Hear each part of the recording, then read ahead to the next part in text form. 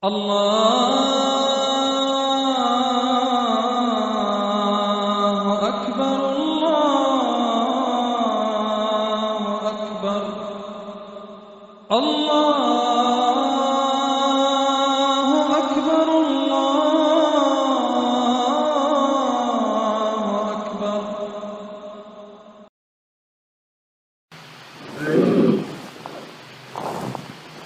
الحمد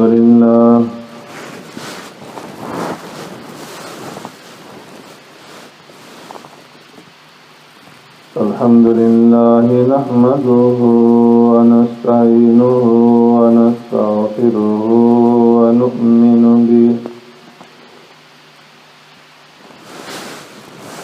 ونؤمن به ونتوكل عليه ونعوذ بالله من شرور أنفسنا ومن سيئات أعمالنا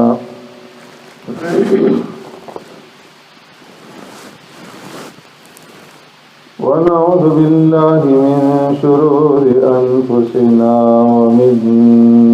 سيئات أعمالنا من يهده الله فلا مضل له ومن يضلله فلا هادي له ونشهد أن لا إله إلا الله وحده لا شريك له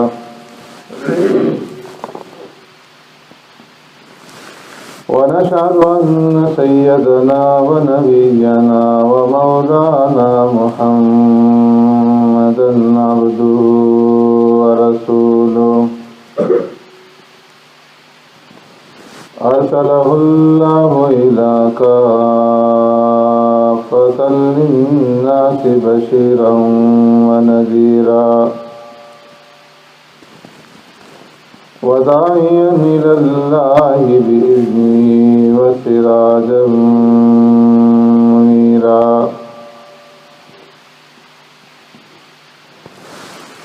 أما بعد فقد قال الله تبارك وتعالى في القرآن المجيد والفرقان الحميد فأعوذ بالله من الشيطان الرجيم بسم الله الرحمن الرحيم إن عدة الشهور عند الله 12 شهرا في كتاب الله يوم خلق السماوات والأرض منها 4 حرم ذلك الدين القيم فلا تظلموا فيهن أنفسكم وقاتلوا المشركين كافة كما يقاتلونكم كافة واعلموا أن الله مع المتقين صدق الله مولانا العظيم. يا رب صل وسلم دائما أبدا على حبيبك خير الخلق كلهم هو الحبيب الذي ترجى شفاعته لكل هول من الأهوال مقتحم.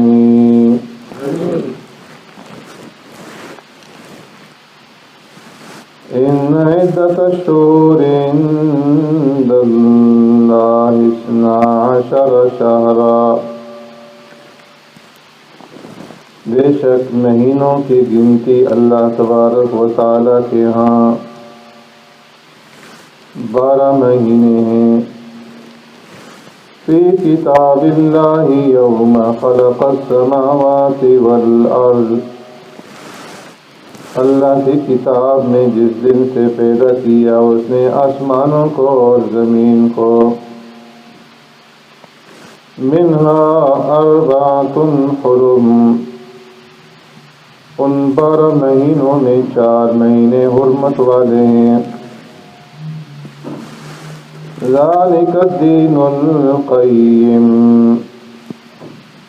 یہ ہے دین قیم۔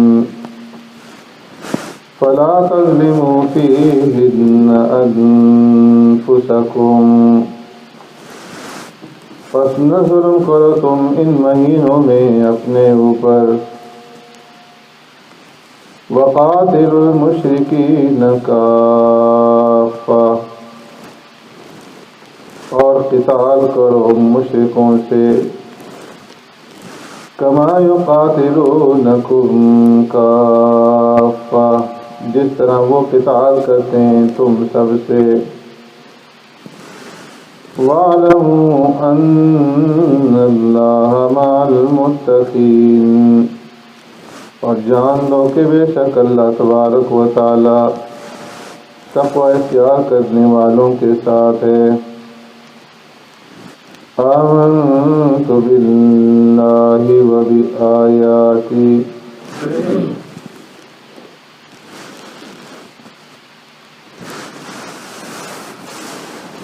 حضرات گرامی،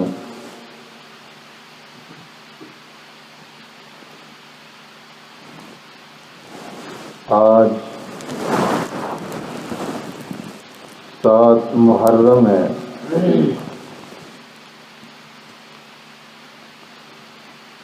اور 3 دن کے بعد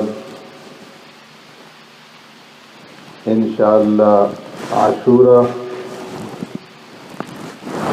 یعنی 10ویں محرم کا دن ہوگا۔ اس مناسبت سے آج کے خطبہ میں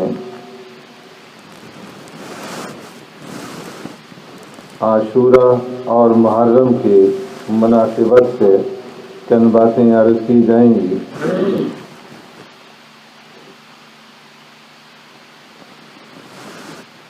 اللہ تبارک و تعالی نے اس آیت کریمہ میں فرمایا کہ جس دن سے اللہ نے آسمانوں اور زمین کو پیدا فرمایا اسی دن سے اللہ تبارک و تعالی نے اپنی کتاب میں مہینوں کی جو تعداد مقرر فرمائی تو وہ 12 مہینے، اور پھر فرمایا کہ ان 12 مہینوں میں 4 مہینے جو ہیں وہ حرمت والے مہینے ہیں کہ جن کو اللہ تبارک و تعالی نے خاص تقدس اور خاص عظمت اور خاص مقام عطا فرمایا ہے۔ یوں تو سارے مہینے اللہ کے اور سارے دن اللہ کے، لیکن اللہ تبارک و تعالی نے پھر بعض دنوں کو بعض کے اوپر فضیلت عطا فرمائی ہے اور ان کو ایک خاص حرمت اور تقدس عطا فرمایا ہے۔ تو انہی میں سے یہ محرم کا مہینہ بھی ہے، اور محرم کے مہینے میں سے جو 10ویں تاریخ ہے 10 محرم کی، یہ خاص اہمیت اور خاص عظمت رکھتی ہے۔ اس لیے پیارے پیغمبر صلی اللہ علیہ وسلم نے اس دن کی عظمت کو اور اس کی فضیلت کو بیان فرمایا ہے، اور فرمایا کہ میں اللہ تبارک و تعالیٰ کی ذات سے، اس کی رحمت سے اس بات کی توقع رکھتا ہوں کہ جو آدمی یوم عاشورہ 10 محرم کو روزہ رکھے گا تو اس کے 1 سال گزشتہ کے گناہوں کو اللہ رب العزت معاف فرما دیں گے۔ یہ روزہ رکھنا 1 سال کے گناہوں کے لیے کفارہ ہوگا۔ اس دن کو اللہ نے کس وجہ سے فضیلت عطا فرمائی، کس وجہ سے اس دن کو اہمیت ملی، اس کی طلب میں اور اس کی جستجو میں ہمیں پڑھنے کی ضرورت نہیں۔ جب تک رمضان المبارک کے مہینے کے روزے فرض نہیں ہوئے تھے اس وقت تک اس امت کے اوپر یوم عاشورہ 10ویں محرم کا روزہ فرض تھا، اور جب رمضان المبارک کے روزے اس امت کو عطا کر دیے گئے تو اس کے بعد اس دن کا جو روزہ تھا اس کی فرضیت منسوخ ہو گئی، اور پیارے پیغمبر صلی اللہ علیہ وسلم نے فرما دیا کہ اب اس دن کا روزہ رکھنا یہ سنت اور مستحب ہے، اور اس دن کے روزے کے اوپر 1 سال کے گناہ معاف ہوں گے۔ لوگوں کے اندر اس دن سے متعلق بہت ساری باتیں مشہور ہیں۔ ایک یہ کہ آدم علیہ السلام جب دنیا میں اترے تو وہ عاشورہ کا دن تھا، 10ویں محرم کا دن تھا۔ نوح علیہ السلام کی کشتی طوفان نوح کے بعد جب جودی پہاڑ کے اوپر ٹھہری تو وہ عاشورہ کا دن 10ویں محرم کا دن تھا۔ اسی طرح ابراہیم علیہ السلام کو جب آگ میں ڈالا گیا اور وہ آگ آپ کے اوپر ٹھنڈک اور سلامتی والی بنی تو وہ عاشورہ کا دن تھا۔ لیکن کسی صحیح روایت سے ان باتوں کی، ان واقعات کی تصدیق نہیں ہوتی۔ البتہ ایک روایت ہے کہ جس میں آقا نامدار سرور کائنات رحمت دو عالم صلی اللہ علیہ وسلم نے ارشاد فرمایا کہ جب بنی اسرائیل کو نجات ملی، اللہ نے موسیٰ علیہ السلام کو یہ حکم دیا کہ تم بنی اسرائیل کو لے کر یہاں سے مصر سے نکلو۔ موسیٰ علیہ السلام قوم کو لے کر نکلے، راستے میں دریا آیا، پیچھے سے فرعون اور اس کا لشکر پہنچ گیا، تو اس وقت اللہ نے موسیٰ علیہ السلام کو حکم دیا ان اضرب بعصاک البحر، کہ اے موسیٰ آپ اپنی لاٹھی دریا پر ماریں۔ موسیٰ علیہ السلام نے دریا پر لاٹھی ماری، 12 راستے بن گئے، اور بنی اسرائیل جو 12 قبائل پر مشتمل تھی انہوں نے آرام سے دریا کو عبور کر لیے۔ پیچھے سے فرعون اور اس کا لشکر جب پہنچا انہوں نے دریا میں خشک راستے دیکھے تو انہوں نے بھی اپنی سواریاں دریا میں ڈال دی، دریا میں داخل ہو گئے، اور جب پورا لشکر داخل ہو گیا تو اللہ نے پانی کو ملنے کا حکم دے دیا، اور اس طرح فرعون اور اس کا پورا لشکر دریا میں غرق کر دیا گیا۔ تو فرمایا کہ یہ جو تاریخ تھی یہ 10ویں محرم کی تاریخ تھی، یوم عاشورہ، اور یہ روایت جو ہے صحیح ہے۔ اس لیے پیارے پیغمبر صلی اللہ علیہ وسلم نے فرمایا کہ تم عاشورہ کا روزہ رکھو، بنی اسرائیل کو چونکہ اس دن نجات ملی تھی، اس لیے یہود 10ویں محرم کا عاشورہ کا روزہ جو ہے وہ رکھتے تھے شکرانے کے طور پر۔ پیارے پیغمبر صلی اللہ علیہ وسلم نے بھی روزہ رکھا، لیکن وفات سے پہلے کا جو عاشورہ تھا اس موقع پر سرکار دو عالم صلی اللہ علیہ وسلم نے یہ ارشاد فرمایا کہ ہم عاشورہ کا روزہ رکھتے ہیں اور یہود بھی اس دن روزہ رکھتے ہیں، اس لیے اللہ رب العزت نے اگر مجھے زندگی عطا فرمائی تو آئندہ سال میں اس کے ساتھ ایک دن اور ملا کر کے روزہ رکھوں گا، 9ویں 10ویں کا یا 10ویں 11ویں کا، تاکہ یہود کے ساتھ مشابہت پیدا نہ ہو۔ لیکن فرمایا اس کے بعد سرکار دو عالم صلی اللہ علیہ وسلم دنیا سے تشریف لے گئے اور موقع نہیں ملا، لیکن سرکار دو عالم صلی اللہ علیہ وسلم نے چونکہ یہ بات ارشاد فرمائی تھی، اس لیے صحابہ اکرام نے اس کے اوپر عمل کیا، اور صحابہ اکرام پھر 9 10 کو یا 10 اور 11 کو روزہ رکھا کرتے تھے، صرف 10ویں محرم کا روزہ نہیں رکھتے تھے۔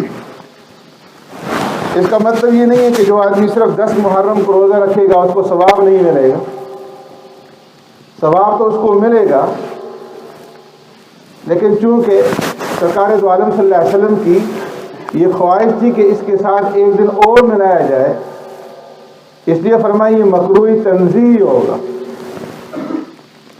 اس لیے امت کو یہ حکم ہے کہ وہ اس کے ساتھ ایک دن اور ملا لے، 9 10 یا 10 11، اور 2 دن جو ہے وہ روزہ رکھ لے، تو اللہ تبارک و تعالیٰ 1 سال کے گناہوں کو معاف فرمائیں گے، 1 سال کے گناہوں کا یہ کفارہ بن جائے۔ یہاں پر ایک بات قابل توجہ ہے کہ سرکار دو عالم صلی اللہ علیہ وسلم نے روزہ رکھنے میں جو کہ عبادت ہے، یہود کے ساتھ مشابہت کو پسند نہیں فرمایا کہ وہ بھی اس دن میں روزہ رکھتے ہیں اور ہم بھی اس دن میں روزہ رکھیں تو ہماری ان کے ساتھ مشابہت ہو جائے گی۔ اس لیے اس مشابہت کو ختم کرنے کے لیے اس عبادت اور بندگی میں بھی سرکار دو عالم صلی اللہ علیہ وسلم نے اس کو پسند نہیں کیا کہ یہود کے ساتھ ہماری مشابہت ہو، اس لیے کہ اللہ نے اس امت کو جو دین دیا ہے یہ تمام ادیان میں سب سے اعلیٰ دین ہے، سب سے ممتاز دین ہے، اس لیے عبادات میں بھی دوسرے مذاہب کی نقالی کرنے کو پسند نہیں کیا گیا، کہ جائے کہ دیگر معاملات کے اندر دوسری قوموں کی ہم نقالی کریں، لیکن افسوس کا مقام ہے کہ آج مسلمان ہر چیز کے اندر غیروں کی نقالی کر رہا ہے۔ مسلمانوں کا اٹھنا بیٹھنا، وضع قطع، لباس، شکل و صورت، بود و باش، رہن سہن، یہ سب غیروں کی نقالی بھی ہو رہا ہے، جبکہ اللہ کے رسول صلی اللہ علیہ وسلم نے عبادات کے اندر بھی ان کی نقالی کو پسند نہیں کیا، اور جا بجا سرکار دو عالم صلی اللہ علیہ وسلم نے حکم دیا ان کی مخالفت کا، خالف المشرکین، خالف الیہود، خالف النصارى، خالف المجوس، کہ تم مشرکین کی مخالفت کرو جو اللہ کے ساتھ شریک ٹھہراتے ہیں، تم یہودیوں کی مخالفت کرو، تم نصارہ کی مخالفت کرو، تم مجوس کی مخالفت کرو، اور آج مسلمان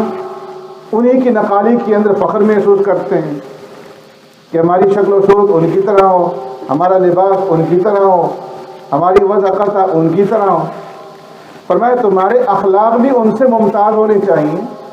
تمہاری شکل و صورت بھی ان سے ممتاز ہونا چاہیے، اس لیے کہ اللہ نے تمہیں ممتاز دین دیا، تم اللہ کے نبی کی نقالی کرو اور اللہ کے نبی کے جو صحابہ ہیں ان کی نقالی کرو، ان کی وضاحت، ان کا طور و طریقہ، ان کی بود و باش، ان کی اخلاق کو اپناؤ۔ تو اس لیے سرکار دو عالم صلی اللہ علیہ وسلم نے فرمایا کہ صرف 10ویں محرم کا روزہ نہیں بلکہ اس کے ساتھ ایک دن اور ملا لو۔ تو اس اعتبار سے آج 7 محرم اور پرسوں جو ہے 10 محرم ہے، تو اتوار اور سوموار کو یا سوموار اور منگل کو یہ 2 دن جو ہے روزہ رکھ لیا جائے، یا 9ویں تاریخ ملا لیں ساتھ یا 10ویں ملا لیں۔ بعض لوگ یہ سمجھتے ہیں کہ عاشورہ کے دن کو جو فضیلت حاصل ہوئی ہے وہ حضرت حسین رضی اللہ تعالیٰ عنہ کی شہادت کی وجہ سے حاصل ہوئی ہے، جبکہ یہ بات قطعاً غلط ہے۔ اس لیے کہ اس مہینے کی جو عظمت اور حرمت ہے وہ تو سرکار دو عالم صلی اللہ علیہ وسلم نے خود بیان فرمائی، اور قرآن کریم کے اندر اللہ نے اس مہینے کی حرمت کا ذکر کر دیا، منہا اربعۃ حرم، کہ 12 مہینوں میں سے 4 مہینے حرمت والے ہیں، اور ان 4 مہینوں میں سے جو ایک مہینہ محرم کا ہے کہ جسے اللہ نے حرمت اور تقدس عطا فرمایا۔ تو اس لیے یہ کہنا اور اس غلط فہمی کے اندر مبتلا ہونا کہ اس مہینے کو جو عظمت ملی ہے وہ حضرت حسین رضی اللہ تعالیٰ عنہ کی شہادت کی وجہ سے ملی ہے، اس کا بڑا سبب یہ ہے کہ پوری دنیا کے اندر جب محرم کا مہینہ شروع ہوتا ہے تو ریڈیو ٹیلی ویژن کے ذریعے سے، اخبارات اور رسائل کے ذریعے سے، جرائد کے ذریعے سے ایسا پروپیگنڈا کیا جاتا ہے کہ جس کی وجہ سے مسلمان یہ سمجھتے ہیں کہ اس مہینے کو جو عظمت اور حرمت ملی ہے وہ صرف حضرت حسین رضی اللہ تعالیٰ عنہ کی شہادت کی وجہ سے ملی۔